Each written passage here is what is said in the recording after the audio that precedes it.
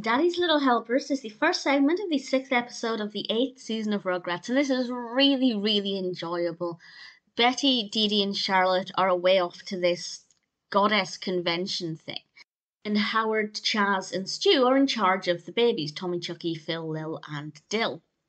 And Chaz has some ideas about, positive reinforcement and ways to get the best out of looking after the children. And the children hear that they want them to be Daddy's little helpers. But unfortunately, the babies misinterpret everything. They end up digging up the garden, they end up using a water hose, and they they also stay awake during nap time. The scene when they're eating the food really quickly, I thought was fabulously done. It was so funny. I hope it was mushy peas that they were eating. It certainly looked like mushy peas.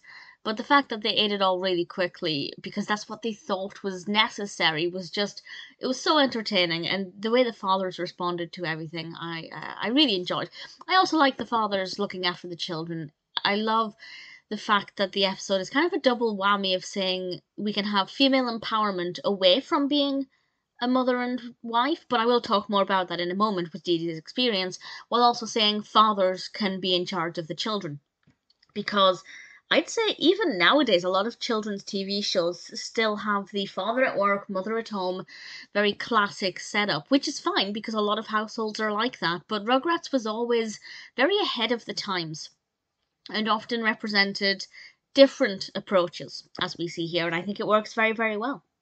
I also love Didi's response to finding her inner goddess, and it helps to reinforce that an inner goddess is not this perfect, independent woman who needs no family, who doesn't need anybody else. It's about being who you want to be and accepting yourself for who you are, and that's what we have with Didi, rather than trying to have a different kind of energy. I think it really helped to show that actually an inner goddess is what you want it to be, not what people should, not what people tell you it should be. And I really enjoyed that.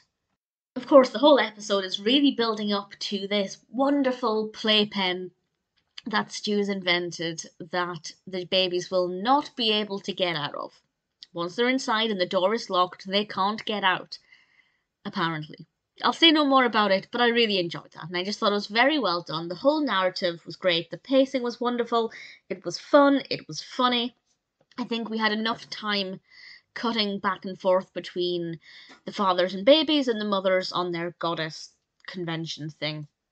I think they got the balance between the two narratives really well, and I really enjoyed it. Definitely a pretty great episode, and I'd say one of the best in quite a while.